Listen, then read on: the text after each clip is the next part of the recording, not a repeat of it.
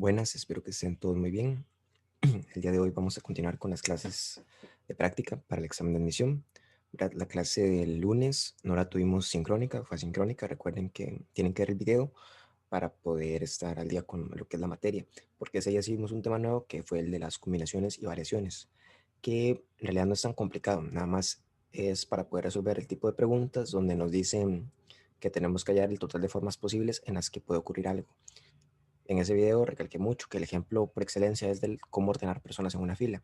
Si ustedes no saben cómo ordenar personas en una fila, por ejemplo, las 5 personas de una sola fila, tienen que aplicar el 5 factorial.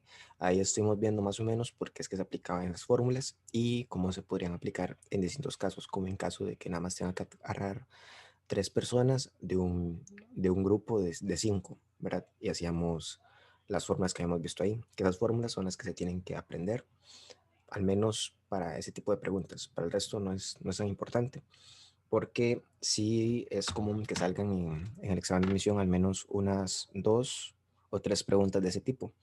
Así que creo que es el tema más engorroso, al menos con lo que son fórmulas, pero con que ustedes sepan hacer unos 4 ejemplos diferentes, ya pueden hacer la mayoría porque son muy parecidos.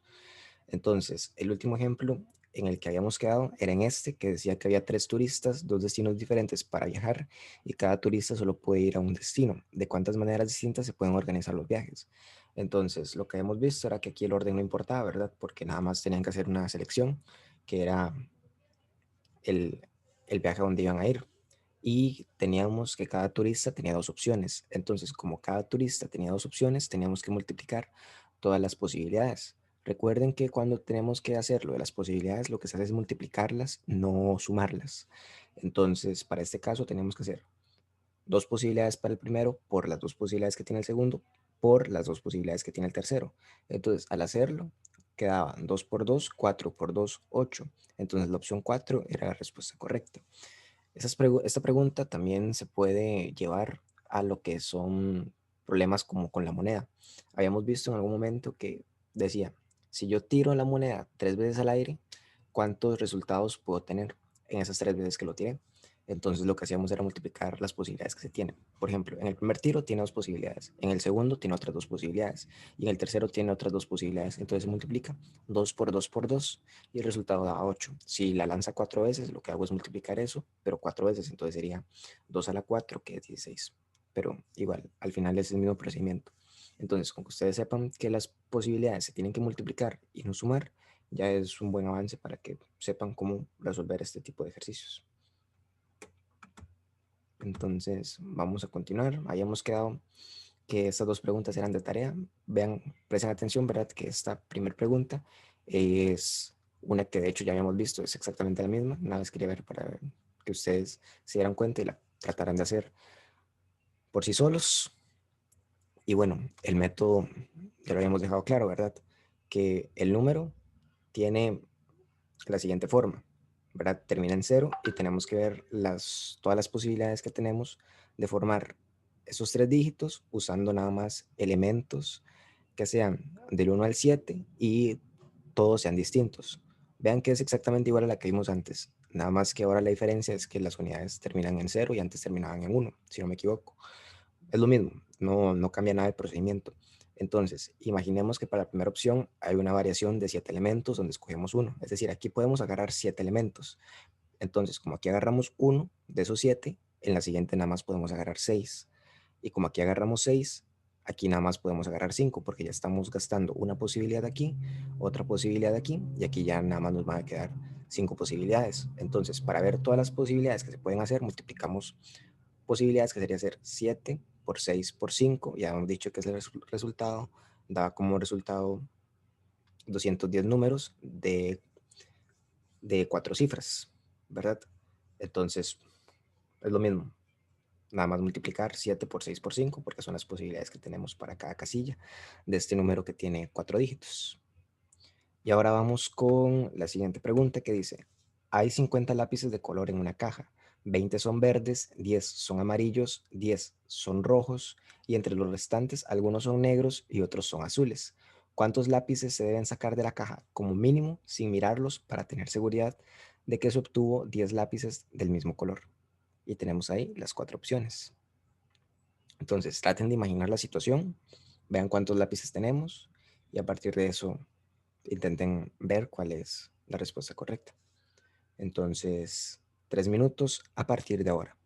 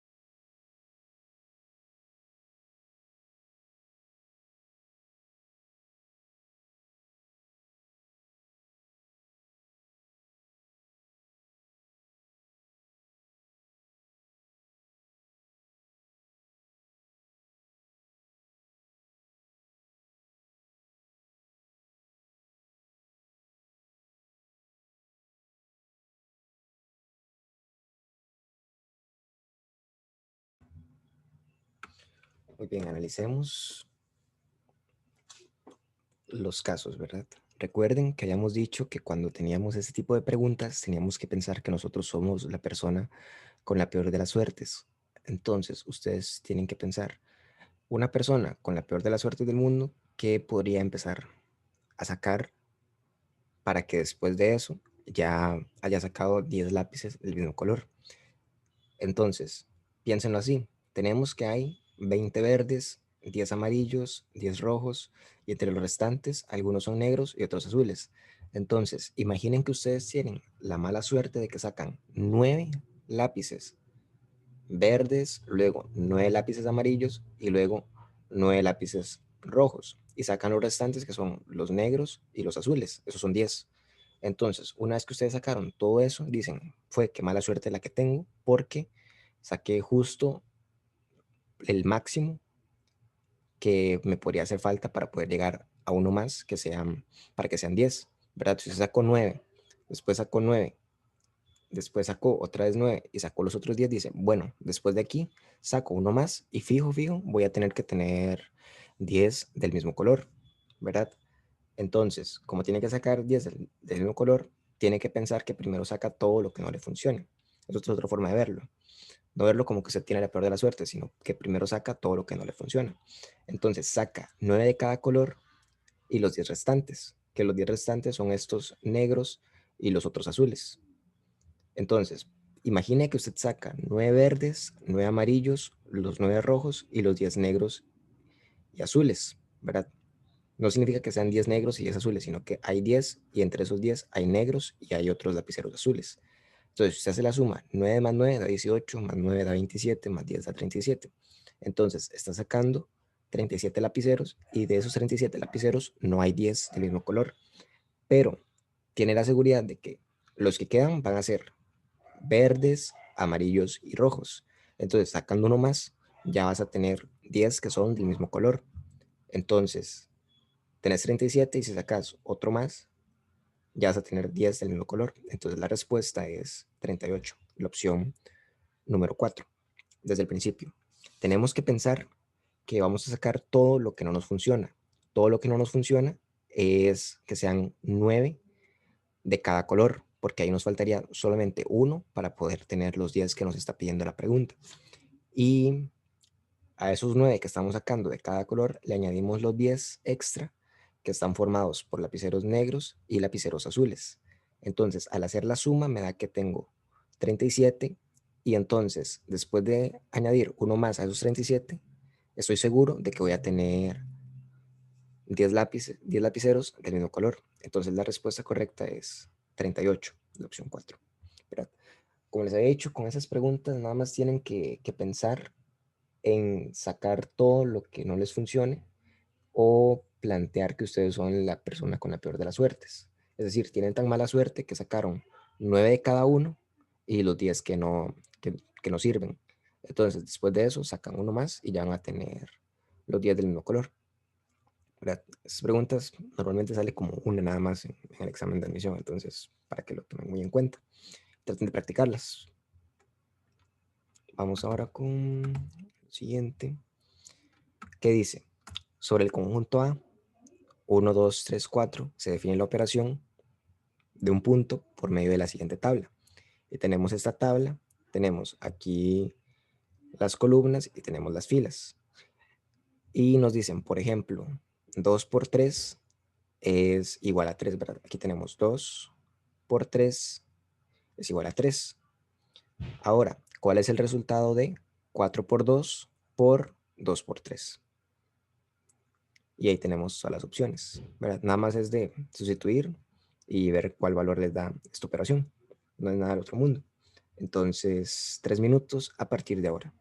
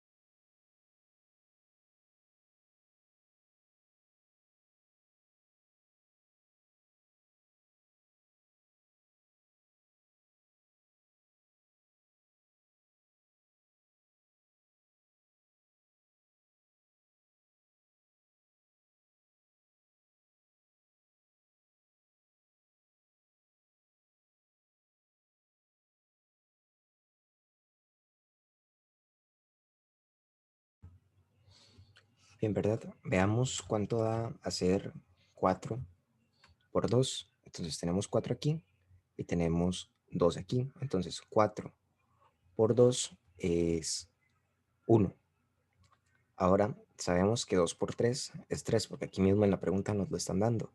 Entonces tenemos que ver cuánto da 1 por 3. Tenemos 1 aquí y 3 aquí.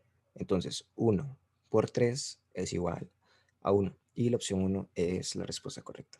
Aquí algo que ustedes pueden agarrar es que cuando se hacen este tipo de operaciones con una tabla, lo que se pone primero son las filas y después las columnas. Entonces las filas son estas y estas son las columnas, porque ese es como el truco que tiene la pregunta, que usted haga 4 por 2 y piense que 4 por 2 es 4 por 2 y ponga 4.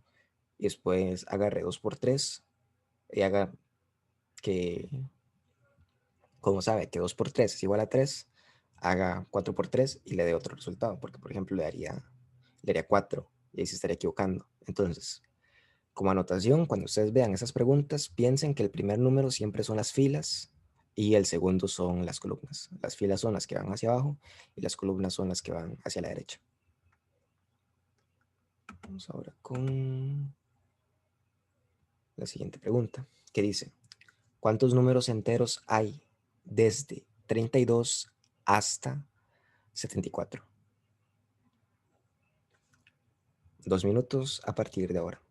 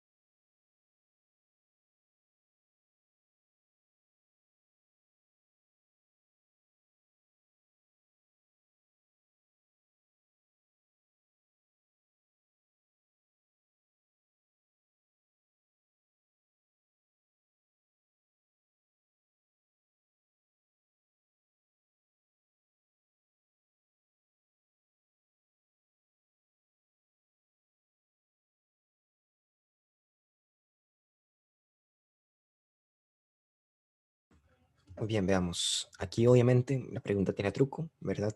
Y lo que pretende es que usted haga la resta de 74 menos 32 y piense que esos son los números que hay desde 32 hasta 74.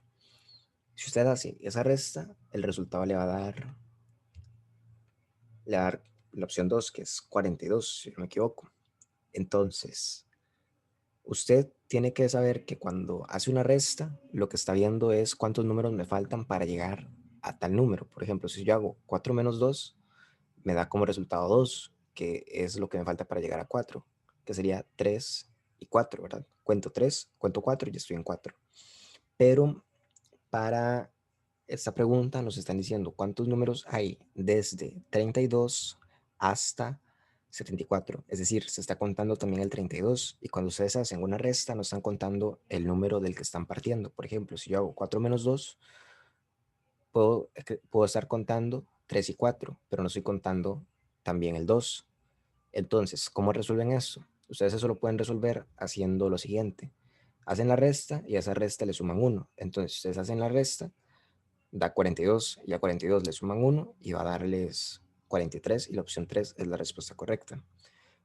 O también pensar que es lo mismo que agarrar 74 y restarle 31, porque si ustedes le restan 31, están contando todos los números que hay desde 32 hasta llegar a 74, entonces están haciendo lo que les está pidiendo el problema. De las dos formas van a llegar a que la respuesta correcta es la opción 3, pero nada más tienen que tener cuidado de no caer en la confusión de esto, porque si ustedes hacen nada más la resta, van a marcar la opción 2 y la opción 2 es incorrecta, entonces no van a tener puntaje en la pregunta. Así que presten mucha atención cuando nos hacen ese planteamiento de cuántos números hay desde un número hasta otro, para que sepan que eso no es la resta. Ahí tienen que sumarle un número a la resta para que les dé el resultado correcto. Es como una pregunta que hayamos visto hace poco, de hecho. Son preguntas muy, muy comunes en ese tipo de exámenes porque quieren ver si usted se deja llevar por lo que parece obvio y después se sorprenda de ver que no es tan obvio como parece al principio.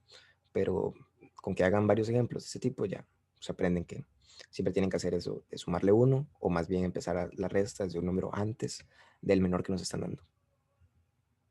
Pero bueno, vamos con la siguiente pregunta. Dice, haga la resta que tenemos aquí. 2 a la 19 menos 2 a la 18. Vean que son números demasiado altos, ¿verdad? Eso les tiene que dar a ustedes una pista de cómo lo tienen que resolver. Y aquí tenemos todas las opciones. Entonces, 3 minutos a partir de ahora para que piensen y escriban cuál creen que es la respuesta correcta.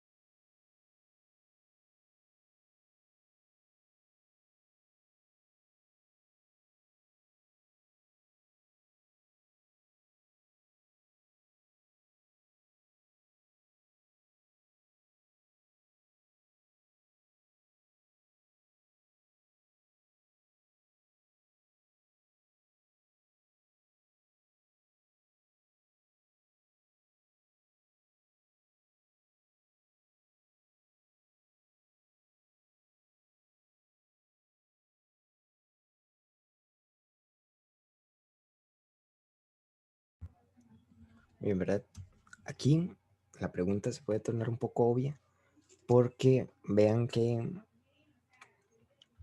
nos están indicando que el resultado tiene que expresarse como una potencia.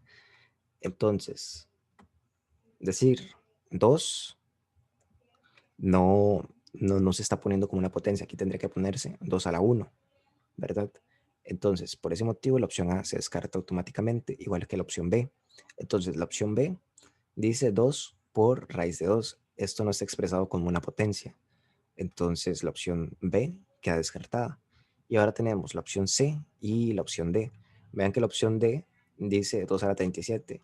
Entonces, ¿cómo es posible que yo estoy restando 2 a la 19 menos 2 a la 18 y me está dando un número mayor que los dos operadores que tengo? No es posible, de ninguna forma. Entonces, esta opción también se descarta automáticamente y me queda que la opción correcta es la opción C.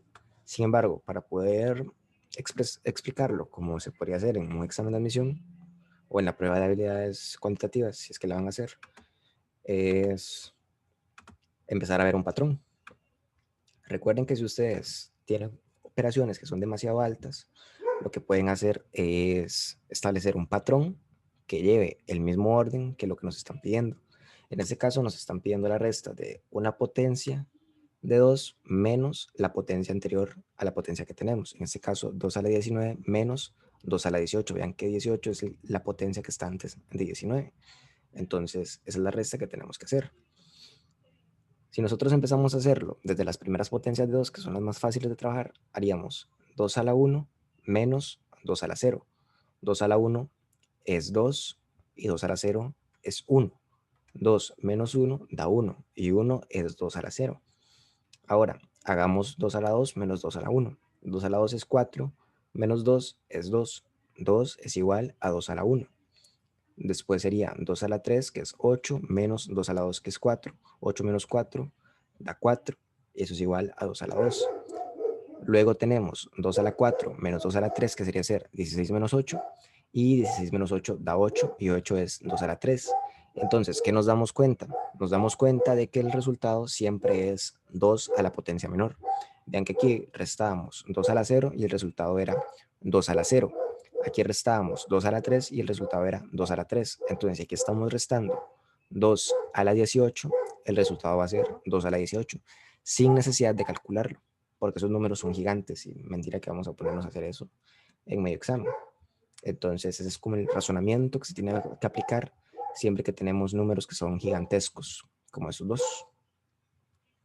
Ahora vamos con lo siguiente, que dice: si llamamos alternados a los números cuyas cifras en las posiciones impares, es decir, las unidades, las centenas, son impares, y los de las posiciones pares, como las decenas, las unidades de millar, etcétera, son pares, ¿cuántos números alternados de 4 cifras múltiplos de 5 existen tales que sus cifras sumen 10? Y tenemos ahí todas las opciones. Entonces, presten bastante atención a qué son los números alternados. Vean lo que nos están pidiendo, ¿verdad? Tenemos que ver que las cifras sumen 10 y sean múltiplos de 5. Entonces, vamos probando y ahí nada más hallamos cuál es la respuesta correcta. 4 minutos a partir de ahora.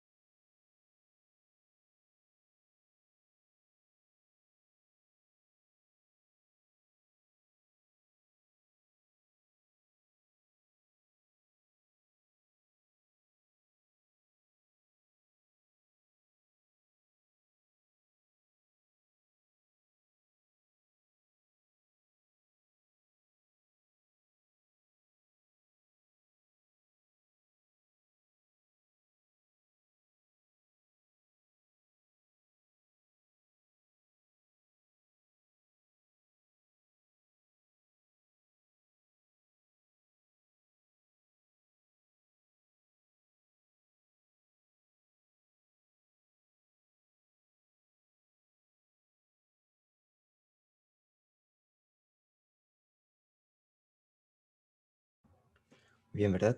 Vean que nos están diciendo que los números alternados son aquellos donde las unidades y las centenas tienen números impares y las decenas y las unidades de millar tienen números pares. Entonces, a partir de eso, tenemos que ver cuántos números alternados de 4 cifras múltiplos de 5 existen, tales que sus cifras sumen 10. Entonces, vean que nos están pidiendo múltiplos de 5. Recuerden que los múltiplos de 5 son aquellos que terminan en 5 o en 0. Y como sabemos que las unidades tienen que ser números impares, entonces la unidad de ese número que estamos buscando tiene que ser 5 siempre, ¿verdad?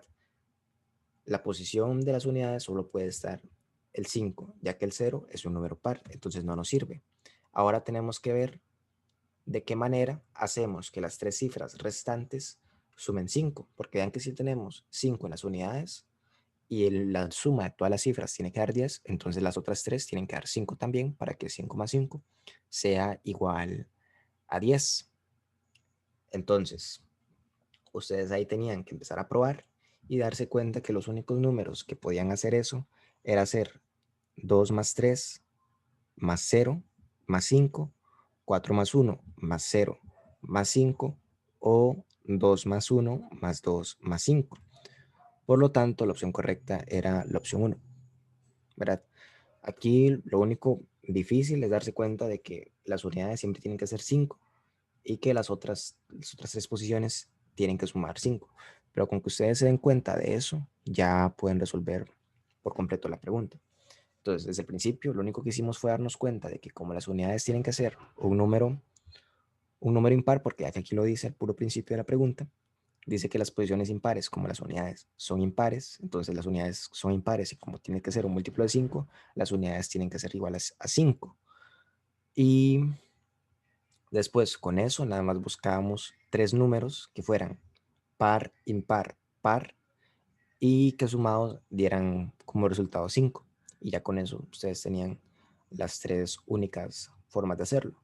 Y ya con esas 3 formas ya tenían que la opción 1 era la respuesta correcta.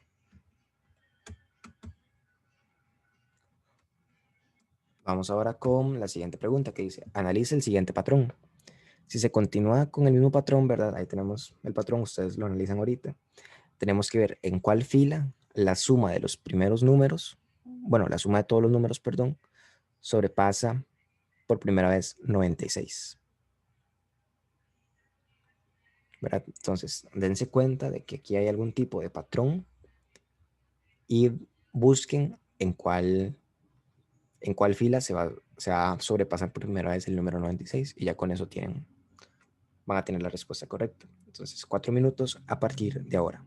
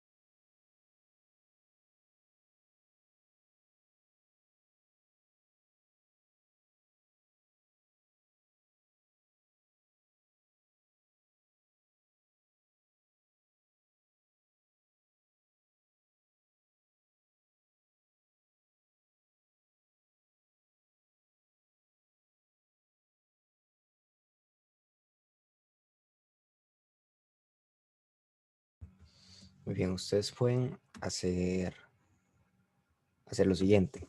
Vean que en la fila uno el resultado da 1, ¿verdad? Porque nada más tenemos un número. En la fila 2 es 1 más 2, eso da 3. En la fila 3 es 1 más 3, 4 más 2, 6. En la fila 4 es 1 más 4, que eso da 5, más 5 da 10, más 2 da 12.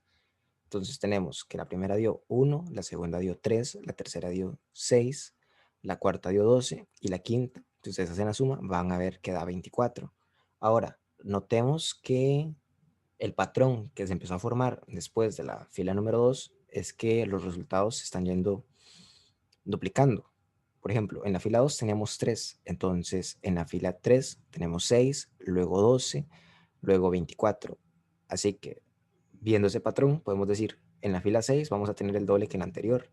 Entonces en la fila 6 vamos a tener 24 por 2, que es 48, y después vamos a tener el doble de 48, que es 96. Vean que en la fila 7 tenemos exactamente 96.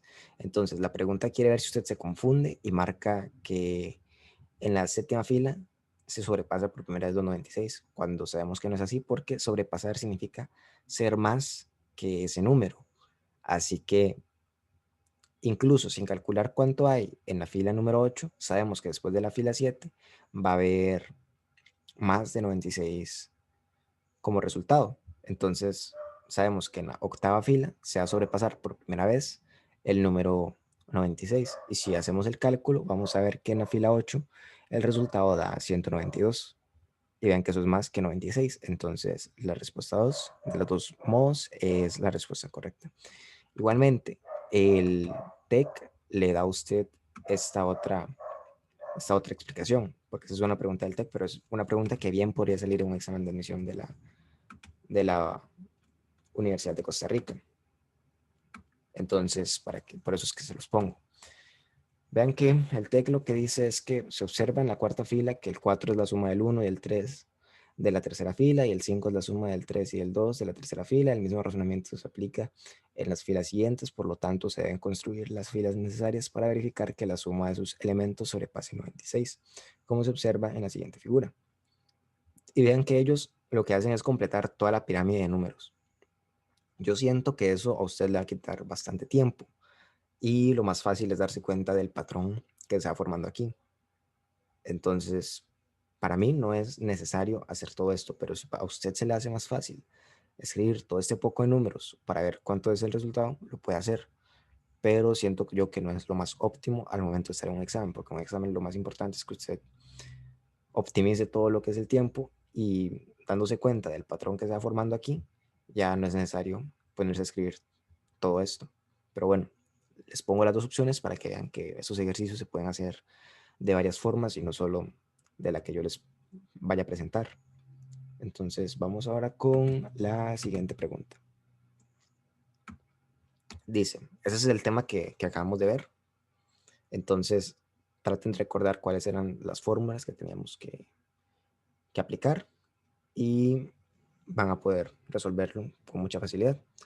La pregunta dice, se quieren acomodar en un estante 6 libros diferentes, 3 de cuentos, 2 de teatro y uno de poemas. ¿De cuántas formas distintas se pueden acomodar los libros? Y tenemos ahí las 4 opciones. Entonces, 3 minutos a partir de ahora.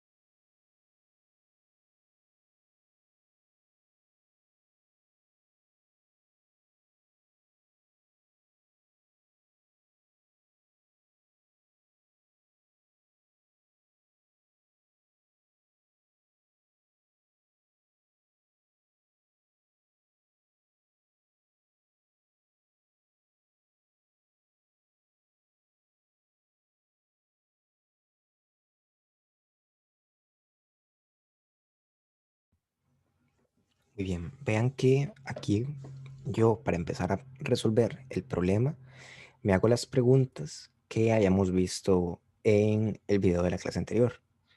¿Importa el orden? El orden sí importa. ¿Hay repeticiones? No hay repeticiones porque los 6 libros son diferentes y queremos ver cómo los podemos ordenar. Ahora tenemos que ver cuántos elementos estamos tomando del total. Estamos tomando 6, o sea que estamos tomando todos, todo el grupo. Acuérdense que cuando el orden importaba es una permutación o una variación.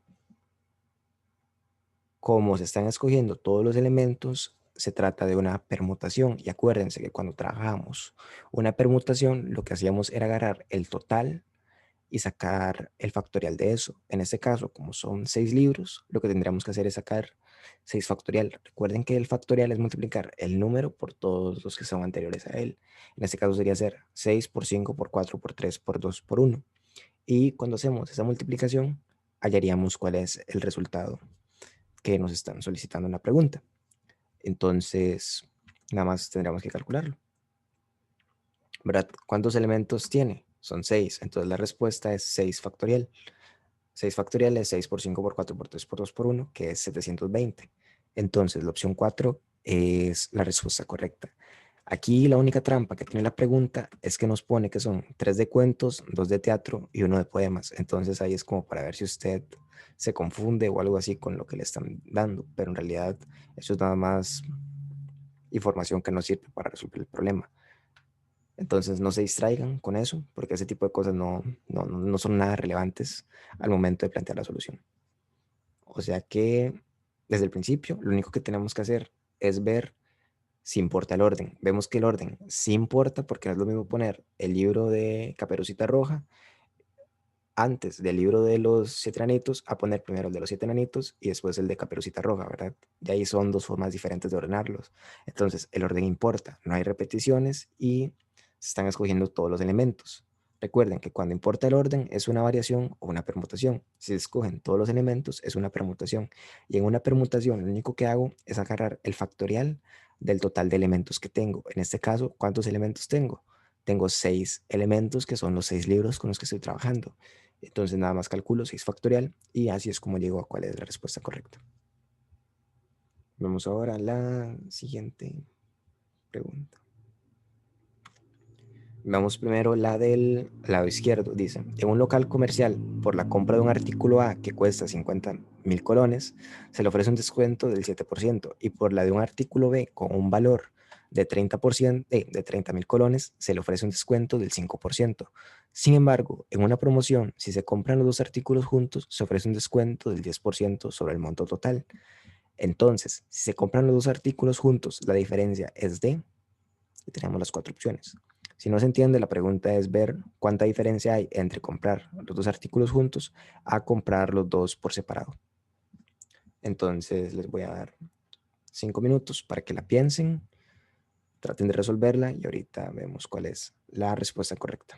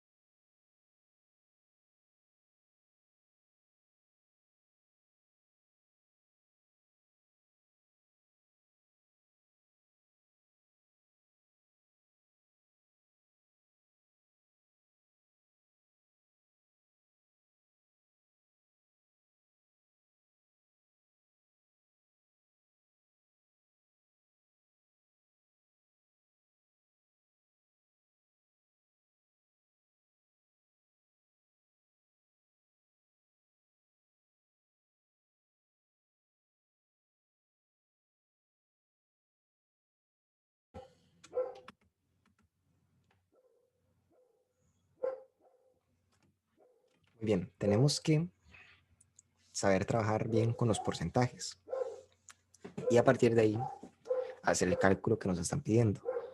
Ahora, pensemos cuánto es el 7% de 50.000. Podemos pensar, bueno, el 1% de 50.000 es 500. Entonces, 500 por 7 es el 7% y 500 por 7 es igual a 3.500. Entonces, el descuento que se le está haciendo al artículo A es de 3.500 colones. Ahora, vemos que por la compra del artículo B, que tiene un valor de 30.000 colones, se hace un descuento de 5%. Aquí lo que podríamos pensar es que el 10% de 30.000 es 3.000. Entonces, el 5% es la mitad del 10%. La mitad de 3.000 es 1.500. Entonces, a este producto que cuesta 30.000, le estoy descontando 1.500 colones. Sin embargo, en una promoción, si se compran los dos artículos juntos, se va a ofrecer un descuento del 10% sobre el monto total.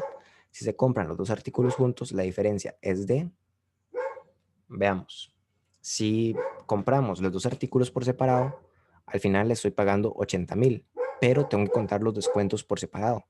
Entonces, el descuento de uno es de 1.500 y el del otro es de 3.000. Uno es de 1.500 y el otro es de 3.500. Si hago la suma de eso, 3.500 más 1.500 me da 5.000. Entonces me están descontando 5.000 de esos 80.000. Así que al final me está costando 75.000 colones. Ahora veamos cuánto me costaría si los compro juntos y pido el descuento de los dos productos juntos. Los dos juntos cuestan 80.000. Si yo pido el descuento del 10%, el 10% de 80.000 es 8.000, ¿verdad? Entonces me estarían descontando 8.000 de los 80.000. 80.000 menos 80.000 es 72.000. Entonces, si yo los compro con ese descuento por dos productos juntos, me estaría costando 72.000, pero si los compro por separado, me costaría 75.000. Entonces, busco la diferencia. ¿Cuál es la diferencia entre 75.000 y 72.000? Es de 3.000 colones. Entonces, la opción 2 es la respuesta correcta. Desde el principio, ¿verdad? Lo que hacemos es ver cuánto es el 7% de 50.000. Recuerden que eso ustedes lo tienen que hacer sin calculadora, pero no es un cálculo muy difícil. Entonces, tengo que el 7% de 50.000 es 3.500 y el 5% de 30.000 es 1.500. Juntos cuestan 80.000. El 10% de eso es 8.000. Si se compran por separado, costarían 46.500 más 28.500, que eso da 75.000.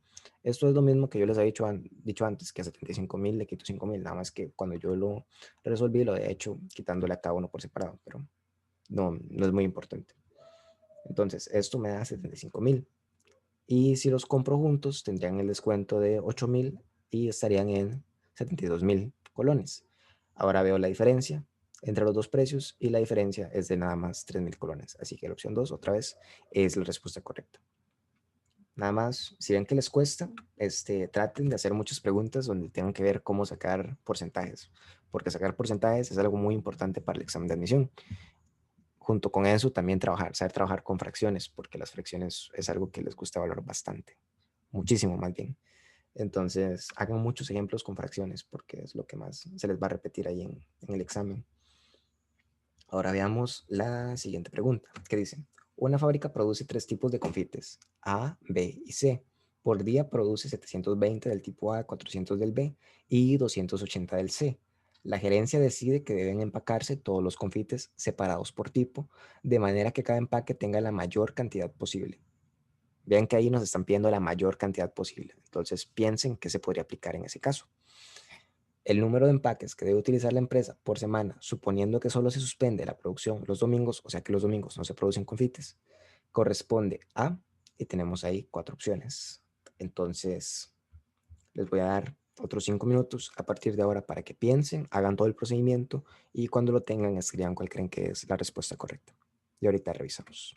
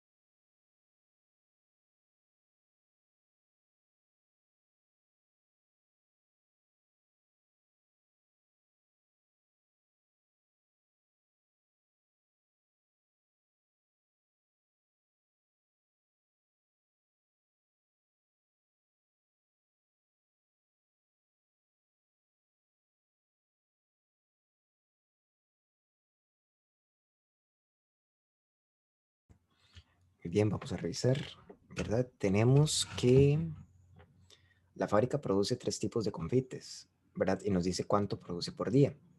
Y tenemos que ver de qué manera se pueden empacar todos los confites separados por tipo, de manera que cada empaque tenga la mayor cantidad posible.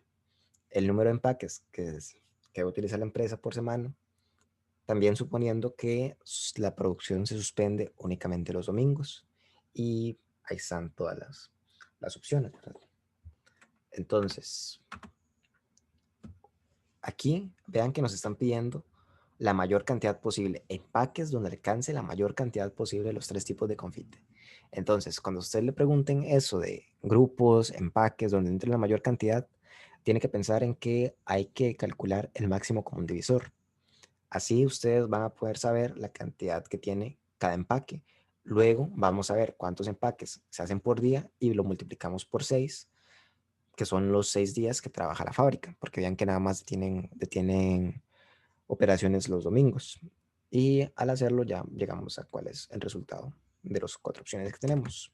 Entonces, para hacer eso, sacamos el máximo común divisor de 400, 720 y 280. Entonces, vean que aquí ponemos 400, 720, 280. Los 3 números se pueden dividir entre 10 para quitarles ese 0 ahí. Entonces, si divido entre 10 los 3 números, me queda 400 entre 10 es 40, 720 dividido entre 10 es 72 y 280 dividido entre 10 es 28. Ahora vean que yo aquí podría sacarle mitad a cada uno, pero también les puedo sacar cuarta. Entonces, le saco cuarta para hacer más rápido el proceso. Entonces, divido todos los números entre 4 y veo que 40 dividido entre 4 da 10, 72 dividido entre 4 da 18, 28 dividido entre 4 da 7. Y busco a ver si tienen algún divisor en común los 3 números y vemos que 10 tiene mitad y 18 tiene mitad, pero 7 ya no tiene mitad. Entonces, como 7 ya no tiene mitad, ya ahí lo dejo, ya no puedo seguir sacando divisores, porque vean que en el máximo común divisor usted saca nada más divisores comunes entre todos los números que tiene. Pero si ya los 3 no tienen un divisor en común, ahí deja de contar porque ya no puede hacer nada más. En cambio, en el mínimo común múltiplo, si hubiéramos seguido sacando mitad y sacando después séptima aquí, pero como no estamos trabajando con el mínimo común múltiplo, dejamos de contar cuando ya no hay divisores en común. Esa es la diferencia que tienen el máximo común divisor y el mínimo común múltiplo. Recuerden que con el mínimo común múltiplo llegábamos a tener unos en todas las posiciones al final. Teníamos uno aquí, uno aquí, uno aquí. Vean que en el máximo común divisor llegamos hasta donde ya no hay más divisores. No buscamos poner unos porque eso no nos va a ayudar. Entonces, ¿cómo calculamos el máximo común divisor? Es multiplicar los 2 números o los números que nos queden a este lado, al lado derecho. Como aquí tenemos 10 y tenemos 4, multiplicamos 10 por 4. Entonces, el máximo común divisor es 10 por 4, que es igual a 40. ¿Qué significa esto? Que cada empaque va a tener 40 confites. Entonces, hay que dividir lo que se hace por día entre los empaques para ver los empaques que se hacen por día. Entonces, vemos que cada empaque lleva 40 confites y ahora nada más agarramos el total de confites y lo dividimos cada uno entre los confites que dan por empaque. Entonces, teníamos que del A se hacían 400 confites. Entonces, dividimos 400 entre 40 para ver cuántos empaques se van a hacer de ese tipo de confites. Del B se hacían 720, entonces dividimos 720 entre 40 para ver cuántos empaques se van a hacer del confite de tipo B. Y con el del tipo C agarramos 280, que son los que se producen por día, y lo dividimos entre 40 para ver cuántos empaques se hacen por día del confite C. Y cuando ustedes hacen toda esta operación, les queda como resultado 10 más 18 más 7, esto da 35. ¿Qué significa? Que se hacen 35 empaques por día en total de los 3 confites. Como se trabaja 6 días a la semana, lo que hacemos es multiplicar 35 por 6. Y 35 por 6 da 210. Entonces, en total, se hacen 210 empaques por semana. Vean que esa opción era la, la 3. Y ya con eso tenemos todo el procedimiento hecho. Desde el principio, lo único que hacemos es ver los confites que tenemos, sacamos el máximo común divisor. Cuando sacamos el máximo común divisor, nos damos cuenta de cuántos confites va a tener cada empaque. La cantidad de empaques lo sacamos dividiendo los confites entre 40, que fue el máximo común divisor que encontramos. Entonces 400 entre 40, 720 entre 40 y 280 entre 40. Y eso nos da el total de empaques. El total de empaques dijimos que son 35. Son 35 empaques por día. Y como trabajan 6 días a la semana, multiplicamos 35 por 6. Y 35 por 6 da 210. Y esa es la respuesta a este problema. Vean que es largo, pero no es muy complicado si lo analizamos detenidamente. Entonces, en caso de que les costara la explicación, traten de copiar el procedimiento, escribiéndolo en el cuaderno y van viendo qué es lo que estoy haciendo y así se les va a hacer muchísimo más fácil. Vamos ahora con las siguientes dos preguntas. Con estas vamos a terminar. Entonces, tenemos un diagrama al lado izquierdo, que es un diagrama con respecto al arte. Y al lado derecho tenemos afirmaciones. En la primera pregunta tenemos 3 afirmaciones, tenemos que ver cuáles definen el concepto de arte. Y en la segunda tenemos 4 características y tenemos que ver cuáles características de estas son del arte a partir del diagrama que tenemos aquí. Recuerden que esas preguntas de razonamiento lógico verbal se hacen con el texto, con la información que tenemos, así que no traten de sacar algo que no esté dentro de lo que estamos leyendo. Y así van a poder resolver las dos. Les voy a dar 6 minutos para que escriban las dos respuestas, tanto de la primera como de la segunda. Ahorita revisamos y con eso estaríamos concluyendo la clase de hoy. Entonces, 6 minutos a partir de ahora.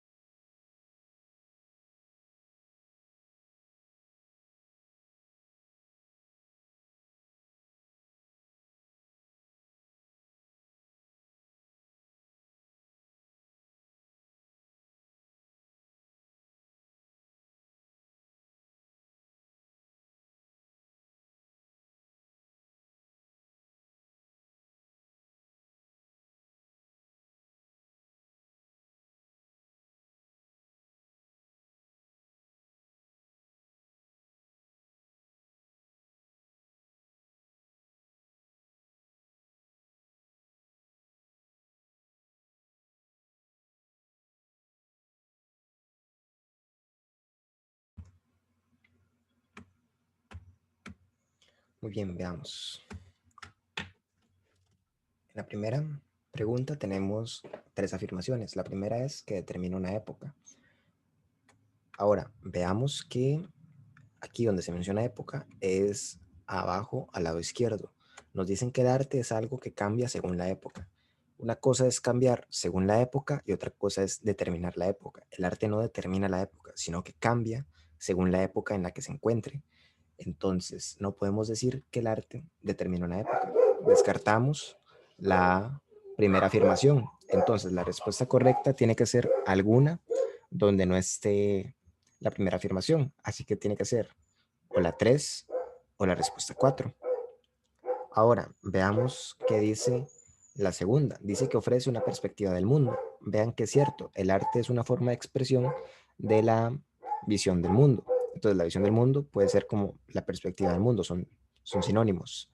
Entonces, la segunda afirmación es correcta. Esto no nos indica nada porque ya sabemos que va a ser correcta, porque vean que las opciones que teníamos eran la 3 y la 4, y en las 2 aparece la afirmación 2. Entonces, no estamos descubriendo nada que nos guíe para saber cuál es la respuesta correcta. La que sí nos va a hacer saber si es o no es una de las dos la respuesta correcta es la tercera afirmación. Vean que dice que el arte es el único componente estético de la cultura. En ningún momento se dice que sea el único componente estético. Se dice que el arte tiene una finalidad estética, pero eso no significa que sea el único componente estético de la cultura. Como en ningún momento se está afirmando esto, no podemos decir que esa sea una afirmación correcta. Entonces, al final, la única que ocurre es la 2. Entonces, la opción 4 es la respuesta correcta. Vamos ahora con la siguiente pregunta, que dice, considere las siguientes características. Primero, modifica la cultura. Vean que el arte es un componente de la cultura. No dice que la modifique. Entonces, como el diagrama o el esquema no dice que modifica la cultura, nosotros no lo podemos afirmar. A pesar de que nosotros podamos pensar que sí, porque sabemos lo que es el arte, que en cierto modo modifica la cultura de cada lugar, si el diagrama no lo dice, no lo podemos escoger como algo correcto o algo cierto. Entonces, por eso la opción 1 no la vamos a marcar como algo cierto. Entonces, veamos la 2. Dice que comunica una visión de mundo. Vean que es cierto, es una forma de expresión de visión del mundo. Entonces, esa es una característica que sí le pertenece al arte. Entonces, las opciones que tengan la 2 pueden ser las opciones correctas. Descartamos la que tiene la 1, entonces la 1 se descarta. Y la respuesta correcta va a estar entre la 2 y entre la 4. Ahora tenemos que ver cuál es cierta, si la 3 o la afirmación 4. Vemos la tercera, dice que evidencia rasgos de la época. Veamos si en algún momento dice que evidencia rasgos de la época. Vean que cambia según la época. Entonces, como cambia según la época, quiere decir que va a evidenciar los rasgos de la época en la que se encuentre, porque va a tomar parte de lo que es la época. Entonces, es cierto decir que evidencia rasgos de la época. Así que la 3 es cierta. Y como sabemos que la 2 y la 3 son ciertas, ya llegamos a que la opción 4 es la solución. Sin embargo, analicemos la cuarta afirmación para ver si esta es mentira o es verdad. Vean que dice que representa la realidad de la sociedad.